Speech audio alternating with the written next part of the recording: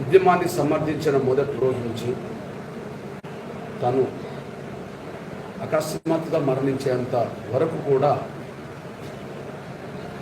తను మాదిగలకు ఇచ్చిన మాట మీద వర్గీకరణ ఉద్యమాన్ని సమర్థిస్తూనే వచ్చాడు. నిజంగా దురదృష్టవశాత్తు ఆయన ప్రమాదంలో హెలికాప్టర్ ప్రమాదంలో మరణించాడు. కానీ ఆయన గనక జీవించి ఉంటే ముఖ్యమంత్రిగా కొనసాగితే కేంద్రం మీద ఒత్తిడి పెట్టి వర్గీకరణ ఆయన ఏనాడో అమలు చేయించేవాడు. ఆయన అంటే ఇచ్చిన మాట నిలబెట్టుకుంటాడని, ఇచ్చిన మాట తప్పడని ఆయనకున్నంత పేరు మరొకరికి లేదు తెలుగు రాష్ట్రంలో. ఆయన అంటే మేము గౌరవిస్తున్నాం. తను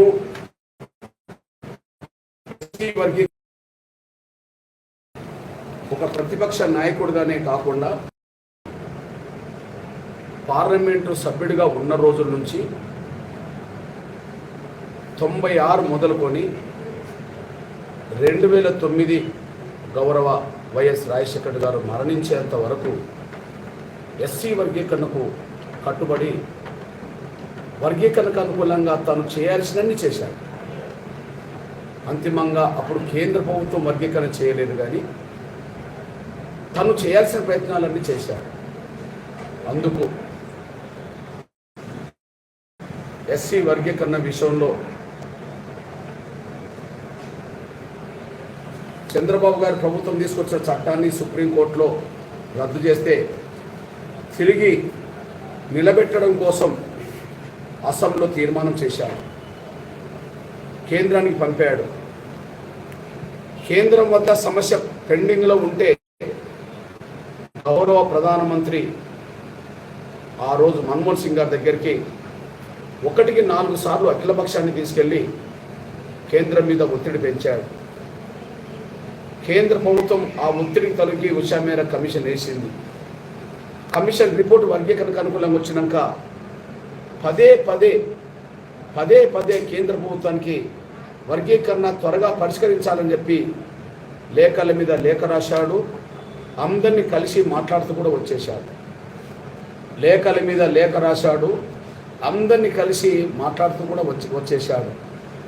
దురదృష్టవశాత్తు అక్కడ మా సోదర వర్గానికి ఉండబడే పలుకుబడి వల్ల వర్గీకరణ జరగలేదు, కానీ తను చేయాల్సిన కర్తవ్యాన్ని మాత్రం వర్గీకరణకు అనుకూలంగా నిజాయితీగా నిర్వర్తించాడు. రెండోసారి ముఖ్యమంత్రిగా అయిన తర్వాత మొదటిసారి శ్రీమతి సోనియా గాంధీ గారికి కృతజ్ఞత చెప్పడానికి వెళ్ళిన సమయంలో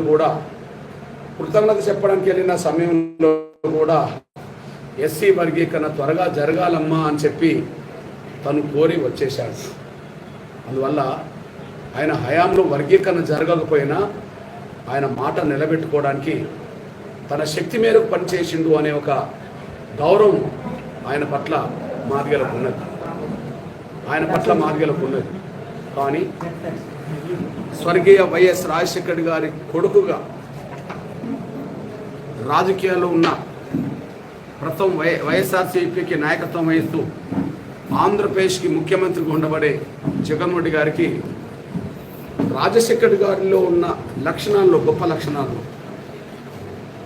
మాట ఇస్తే తప్పడు అని, ఇచ్చిన మాట నిలబెట్టుకుంటాడనే కులాల రిజర్వేషన్ల వర్గీకరణకు అనుకూలంగా కాంగ్రెస్ ఎంపీగా ఉన్నప్పుడు జగన్మోహన్ రెడ్డి గారు కూడా కడప ఎంపీగా ఉన్నప్పుడు ఆనాడు యూపీఏ ప్రభుత్వానికి ప్రధానమంత్రి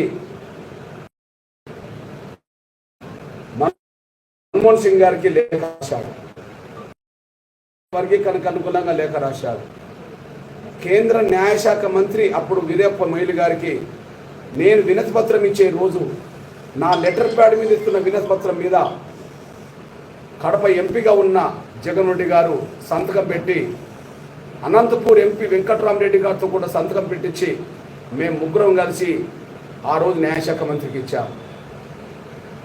కాంగ్రెస్కు రాజీనామా చేసి వైఎస్ఆర్సీపీ పెట్టిన తర్వాత మొదటి ప్లీనరీ సమావేశాలు కడప జిల్లాలోని స్వర్గీయ వైఎస్ రాజశేఖర్ గారి సమాధి సాక్షిగా ఇడుపులపాయలు జరిగినప్పుడు ఎస్సీ రిజర్వేషన్ల వర్గీకరణకు కట్టుబడి ఉంటామని చెప్పి అందులో తీర్మానం చేశాడు. మేము వర్గీకరణకు అనుకూలంగా ఉంటాడు కదా అని చెప్పి మా మాదిగలు కూడా విశ్వసించి మొన్నటి ఎన్నికల్లో జగన్ రెడ్డి గారికి ఆయనకు ఓట్లేశారు. దురదృష్టవశాత్తు షెడ్యూల్ కులాల వర్గీకరణ మీద ఇప్పుడు 5 ఏళ్ళు దగ్గరకు వచ్చింది, కానీ ఏనాడు వర్గీకరణకు అనుకూలంగా ఒక చర్య చేపట్టలేదు. ఏనాడు వర్గీకరణకు అనుకూలంగా అసెంబ్లీ తీర్మానం చేసి పంపలేదు. పదే ఢిల్లీకి వెళ్ళి ప్రధానమంత్రి గౌరవ నరేంద్ర మోడీ గారి నుంచి మొదలుకుంటే, హోంశాఖ మంత్రి అమిత్ షా గారి నుంచి మొదలుకుంటే, సంబంధిత ఆంధ్రప్రదేశ్కి అవసరమైన సంబంధిత మంత్రులందరినీ కలిసి వస్తున్నాడు, కానీ ఏ ఒక్క రోజు కూడా ఎస్సీ వర్గీకరణకు అనుకూలంగా కేంద్రానికి విజ్ఞప్తి చేయలేదు. అంతేకాకుండా కనీసం ఈ 5 ఏళ్లలో షెడ్యూల్ కులాల వర్గీకరణ మీద కనీసం మాట్లాడదాం, మీరు మా సహకారం గతంలో కోరినరు, మేము కూడా మీకు సహకారం అందించాం, ఇట్లాంటప్పుడు మీరు వర్గీకరణకు అనుకూలంగా ఉన్నారా లేదా తేల్చుకోవడానికి కనీసం మిమ్మల్ని కలవడానికి వస్తాం, దయచేసి ఒక అపాయింట్మెంట్ ఇవ్వమన్నా కూడా ఈ 5 ఏళ్లలో ఒకనాడు మేము కలవాలనుకున్నా కూడా మాకు ఇంతవరకు అపాయింట్మెంట్ ఇవ్వలేదు. అంతకంటే ముఖ్యంగా షెడ్యూల్ కులాల వర్గీకరణ మీద ఫిబ్రవరి 6, 7, 8 తేదీల్లో చీఫ్ జస్టిస్ చంద్రచూడ్ గారి సమక్షంలో 7 జడ్జీలతో కూడిన రాజ్యాంగ ధర్మాసనం ఎస్సీ వర్గీకరణ కేసు విచారించింది. అంతకుముందు చంద్రబాబు నాయుడు గారు ముఖ్యమంత్రి ఉన్నప్పుడు ప్రభుత్వం తరఫున కేకే వేణుగోపాల్ గారిని లాయర్గా పెట్టారు. 2004లో రాజశేఖర్ గారు ముఖ్యమంత్రి ఉన్నప్పుడు అప్పుడు సుప్రీంకోర్టులో ఈ విషయం ఉంటే కేకే వేణుగోపాల్ గారిని లాయర్గా పెట్టారు. అంటే ఆంధ్రప్రదేశ్ ప్రభుత్వ పదవిలో ఉన్నప్పుడు కేకే వేణుగోపాల్ గారిని, సీనియర్ అడ్వకేట్ వేణుగోపాల్ గారిని చంద్రబాబు గారు పెడితే 2004 వచ్చే సమయానికి వర్గీకరణ సమస్య ఢిల్లీకి వెళ్ళేటప్పటికి, సుప్రీంకోర్టుకి వెళ్ళేటప్పటికి స్వర్గీయ రాజశేఖర రెడ్డి గారు అదే కేకే వేణుగోపాల్ నియమించాడు.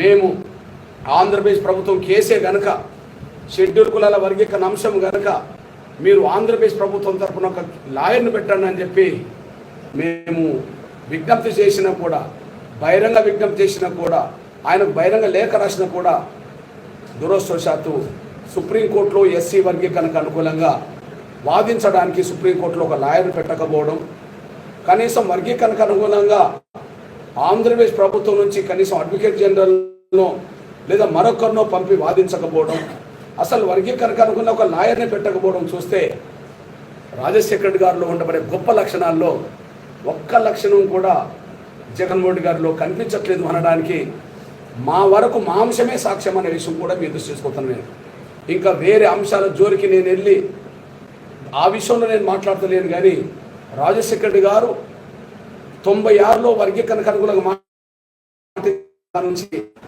తను చనిపోయే ముందు వరకు దశాబ్దాల పాటు వర్గీకరణకు ఎట్లా కట్టుబడి ఉన్నాడో, ఎలాంటి స్టెప్స్ తీసుకొని ముందుకెళ్ళాడో ఆధారాలు మా ముందున్నాయి. కానీ వర్గీకరణకు అనుకూలంగానే మాట్లాడిన, లేఖ రాసిన, తీర్మానం చేసిన, మా లెటర్లనే సంతకం పెట్టిన జగన్ రెడ్డి గారు ఈ 5 ఏళ్లలో మాత్రం వర్గీకరణకు అనుగుణంగా ఒక మాట మాట్లాడకపోవడం, కనీసం మాట్లాడదామంటే అపాయింట్మెంట్ ఇవ్వకపోవడం, సుప్రీంకోర్టులో కేసు వచ్చినప్పుడు ఒక లాయర్ పెట్టకపోవడం చూస్తే మాదిగల్ని జగన్ రెడ్డి గారి ప్రభుత్వం వదిలేసినట్టుగానే, నేను వర్గీకరణకు అనుకూలంగా ఉండను, మీరు నాకు ఓటేస్తే వేయండి లేకపోతే మానుకోండి అనే పద్ధతిలోనే మమ్మల్ని విస్మరించినట్టుగానే కనిపిస్తుందనే విషయం కూడా స్పష్టమవుతుంది. ఏది ఏమైనా మాకు షెడ్యూల్ కులాల వర్గీకరణ మీద ఏ పార్టీ అభిప్రాయం ఎలా ఉన్నదనేదే మాకు ముఖ్యం. రేపు సుప్రీంకోర్టు జడ్జిమెంట్ వచ్చిన తర్వాత కూడా సుప్రీంకోర్టు జడ్జిమెంటు ఎస్సీ వర్గీకరణకు అనుకూలంగా వస్తుందేమోనని చెప్పి ఆశిస్తున్నాం. ఎందుకంటే న్యాయ వ్యవస్థ ద్వారా న్యాయం జరుగుతుందని ఆశిస్తున్నాం. కానీ న్యాయ వ్యవస్థ ద్వారా న్యాయం జరగాలన్నా అంతిమంగా ప్రభుత్వాలే దాన్ని అమలు చేయాల్సి వస్తుంది. కాబట్టి అమలు చేసే విషయంలో మరి ఇప్పటికైతే మాకు అనుమానాలు వస్తున్నాయి. జగన్మోహన్ రెడ్డి గారు మాట తప్పిండు అని, సుప్రీంకోర్టులో ఒక లాయర్ను పెట్టకపోవడం అందుకు రుజువు అవుతుందని మాకు స్పష్టంగా ఆధారాలు కనిపిస్తున్నాయి. అయినప్పటికీ ఏ రాజకీయ పార్టీ ఏ వైఖరి కలిగి ఉన్నదనే విషయంలో భవిష్యత్తులో తేల్చుకోవడానికి మేము ఇప్పటికీ ముఖ్యమంత్రి జగన్మోహన్ రెడ్డి గారిని కలిసి అపాయింట్మెంట్ కోరుతున్నాం, కలిసి మాట్లాడడానికి. రెండోది చంద్రబాబు గారి అపాయింట్మెంట్ కూడా కోరుతాం మాట్లాడడానికి. పవన్ కళ్యాణ్ గారి అపాయింట్మెంట్ కోరుతాం మాట్లాడడానికి. అదే సమయంలో బీజేపీ అధ్యక్షురాలు సోదరి పురంధేశ్వరి అది అపాయింట్మెంట్ కూడా కోరుతాం. అట్లనే అన్ని ప్రధాన రాజకీయ పార్టీల అపాయింట్మెంట్ కోరుతాం. కాబట్టి సుప్రీంకోర్టు తీర్పు అనంతరం ఎస్సీ వర్గీకరణ అంశం మీద ఏ పార్టీ ఏ వైఖరి కలిగి ఉన్నదనే విషయాన్ని తేల్చుకోవడానికి ముందుగానే మేము అందరినీ కలిసి చర్చించాలనుకుంటున్నాం. భవిష్యత్తు రోజుల్లో ఎన్నికల సమయంలో మా నిర్ణయం మాత్రం ఎస్సీ వర్గీకరణను ఆంధ్రప్రదేశ్లో ఖచ్చితంగా అమలు చేస్తాం అని నిర్దిష్టంగా హామీలు ఇచ్చి నిర్దిష్టంగా మేనిఫెస్టో పెట్టి ముందుకొచ్చిన వాళ్ళకి మా సహకారం ఖచ్చితంగా మేము అందిస్తాం. కానీ ఎస్సీ వర్గీకరణ అంశమే పట్టినట్టుగా ఉండి ఎస్సీ వర్గీకరణ అంశమే మాకు సంబంధం లేదని, అసలు మాకు తెలియదని మౌనం వహిస్తున్న రాజకీయ పార్టీ ఏదైనా, అది వైసీపీ అయినా మరొకటైనా, దానికి తగిన రాజకీయ బుద్ధి చెప్పడానికి మాత్రం తప్పకుండా మేము సిద్ధమవుతామనే విషయం కూడా మేము స్పష్టం చేస్తూ మా అంశాన్ని పరిశీలించడానికి ఎవరు ముందుకు వచ్చినా వాళ్ళకి మేము సహకారం అందిస్తాం. ఎవరు మా అంశానికి దూరంగా ఉన్నా వాళ్ళకు మేము దూరంగా ఉంటాం. రాబోయే ఎన్నికల చిత్రపటంలో ఎంఆర్పీఎస్ పాత్ర ఆ విధంగానే ఉంటుందనే విషయం కూడా గుర్తు చేస్తూ నేను మాత్రం చెప్పదలుచుకున్నా, వైఎస్ రాజశేఖర్ గారికి జగన్మోహన్ రెడ్డి గారి కన్న కొడుకే, కానీ రాజశేఖర్ గారి ఆశలు నెరవేర్చే విధంగా ఆయన దృక్పథానికి తగ్గట్టుగా ఆయన రాజకీయ వారసుడు కాదనే మాత్రం స్పష్టంగా మేము పేర్కొంటున్నాం. అది వేరే అంశాలతో మేము విశ్లేషించట్లేదు, కానీ మా వర్గీకరణ అంశం మీదనే రాజశేఖర్ గారికి జగన్మోహన్ రెడ్డి గారికి పోలిక ఆకాశానికి భూమికున్నంత ఉన్నది. ఆయన ఒక మాట అంటే మాట అన్నకా నుంచి చనిపోయేంత వరకు కూడా అదే మాట కట్టుబడి ముందుకు వచ్చాడు. కానీ జగన్మోహన్ రెడ్డి గారు ఆ మాటకు కట్టుబడి లేడు. దీంట్లోనే తేలుతుంది తండ్రికి దగ్గర రాజకీయ వారసుడు కాదనే విషయం మేము స్పష్టం చేస్తున్నాం.